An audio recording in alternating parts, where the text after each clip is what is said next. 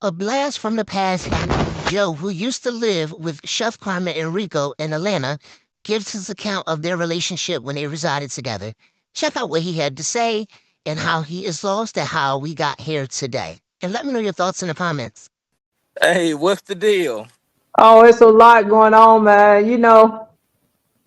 I'm coming in Lot. on the back end of it. It's like I'm like, what the hell? But I mean, cause I still got to get caught up myself. But I see a lot of these folks talking about Chef was starving Rico. I'm like, no, I've never seen Chef starve nobody. Shit, it's been times where I done went in there and woke her up talking about, hey, let me get the ribs out of there. And it's just anytime we used to film the cooking shows or whatever, the way she would film it, you would think she was cooking for a family of 7 or 8, and that's all the food we would have left over and everything, and it was up for grabs. Whoever wanted it, come up there and get a plate. Even when, in Atlanta. So it wasn't a matter of somebody starving or nothing like that. And I'm pretty sure it was the same way when she was down in Houston filming. Where y'all think all that extra food went to? Yeah, so Joe, you lived with me and you hung out for years. And Rico, did it look like I had Rico locked up or mistreated him? Or, me and Rico was like sister and brother, just like me and you. We were, Yeah. we were, The thing with Rico, Rico was real self conscious about saying things he had on going health wise, so he never really wanted to go nowhere. Even when we would go out of town, go to clubs, go hang out or whatever, he would always get invited, but like, nah, I'm chilling, I'm staying home or whatever. Or he'd always go and hang out with his cousins and them, because he had like a little complex about what he had going on health wise. You know, and the people who know, they understand. But no, nobody kept him chained up in a basement or nothing like that. And no, he wasn't starving because hell, in Atlanta it was shit, 3 refrigerators that full of food.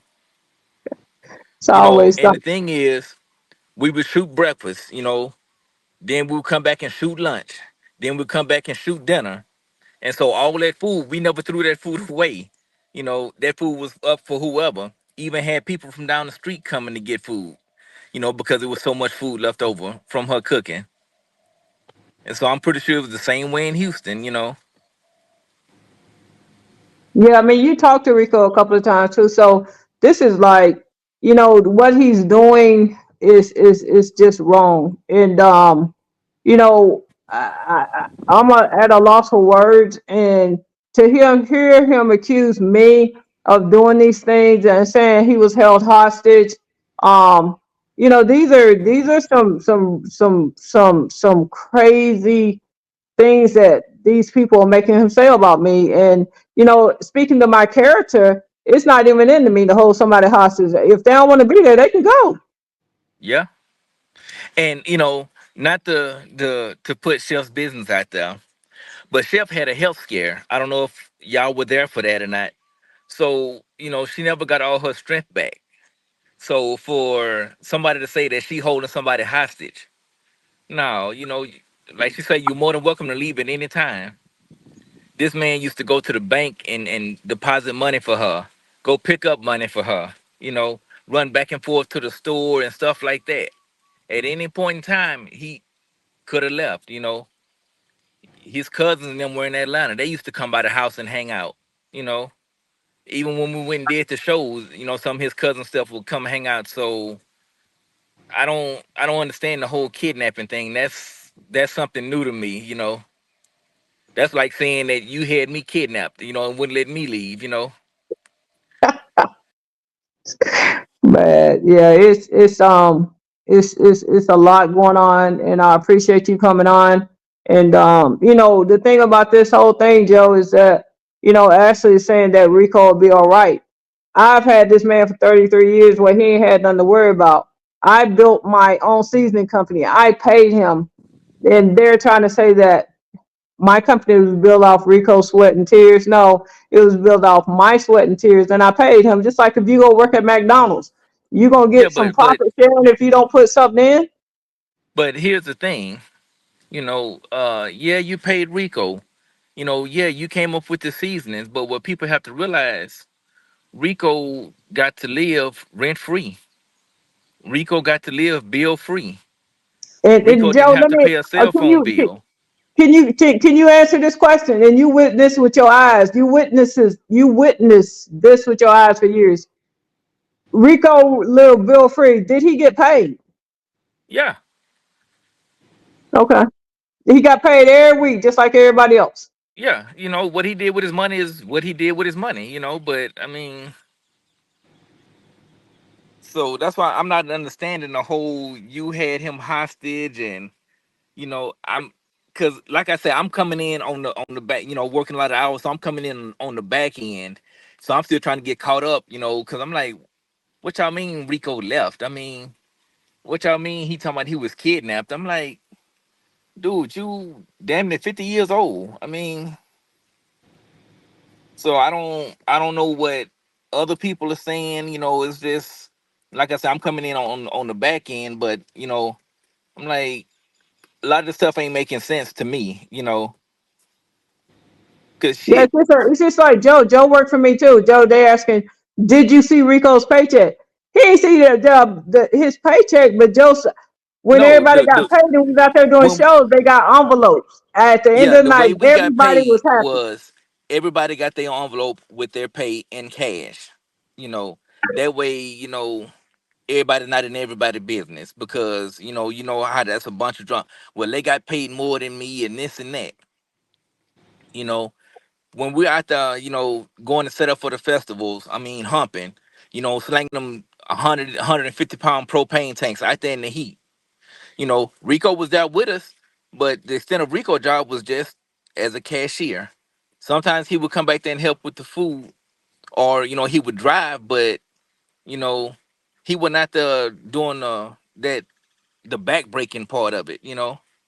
Not saying that that's nothing's wrong with that, but again, Rico had a or has a health condition that stops him from doing a lot of stuff. So we get it, so he still got paid just like the rest of us. He Yeah, still but ate just somebody like the. somebody said that Rico was scared of me and Tay. Do you see any fear, any threats, any fights, anything that you in the medical field yourself. If you see something, Joe, you gonna say something, Yeah, right? but I mean, uh, you know, Rick, do they know what's going on with Rico health wise? Yeah, I don't really want to talk about it. A lot of people do. And it's really it should have been reversed years ago, but he wouldn't go to the doctor. Because he wouldn't do what? He wouldn't go to the doctor and get it Uh, oh, reversed. okay. The doctors here in Texas, Tana was working on it, and they told him that yeah, they could do it. We even had insurance and everything for him. So um, I don't know. I don't know. And the thing is, because I remember, getting on Rico because he would never go get his supplies. So I took it upon myself to look up, different people that would help with getting supplies, and he still wouldn't call them. So again, that's on him, you know.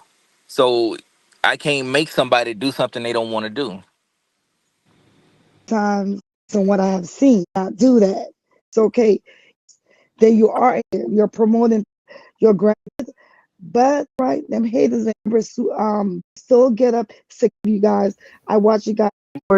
So you can't get mad at that, on her salt scrubs and What could you speak on that in your words?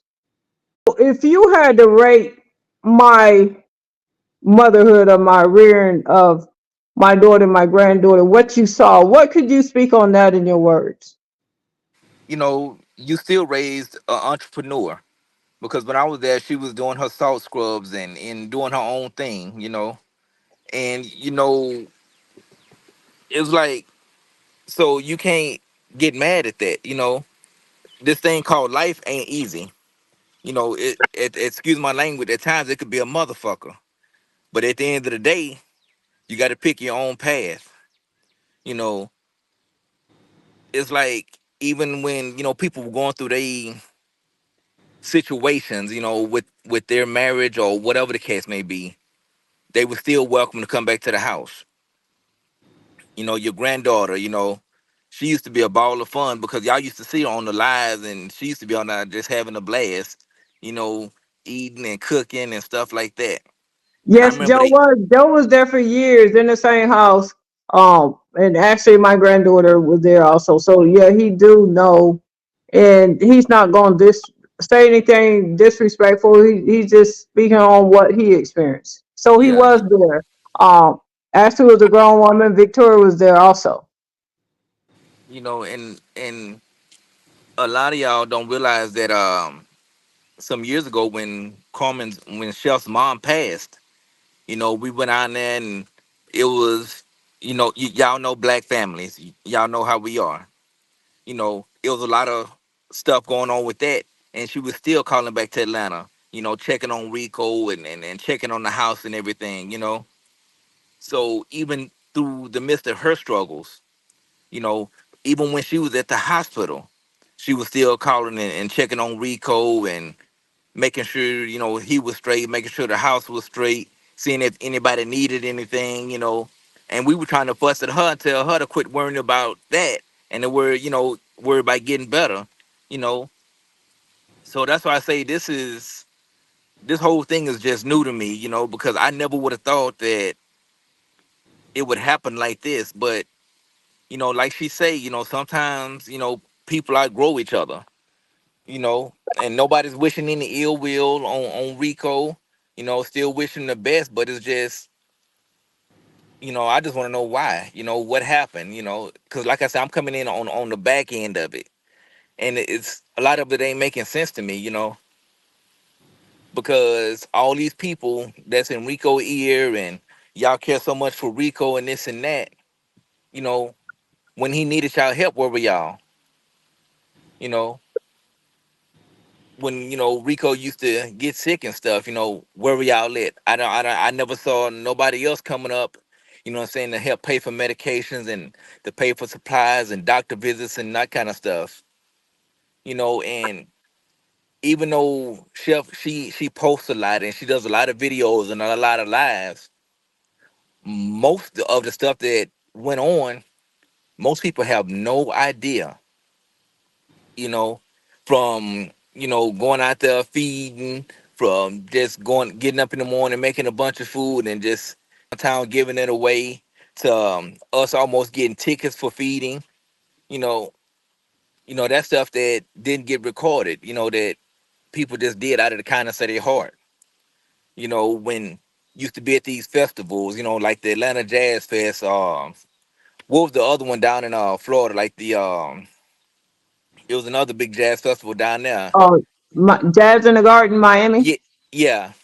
Even now, when you talking about 98, just hot, and she would still make this man go sit down or go sit in the truck, you know, or just send him, saying, to the store to get stuff, just to get him off his feet and to get him in the air, But nobody's bringing up that part of it. Everybody wants to bring up all this negativity and, well, she could have did this and she could have did that and she should have did this. That's all fine and dandy, but at what point, as an adult, are you going to take responsibility for taking care of yourself?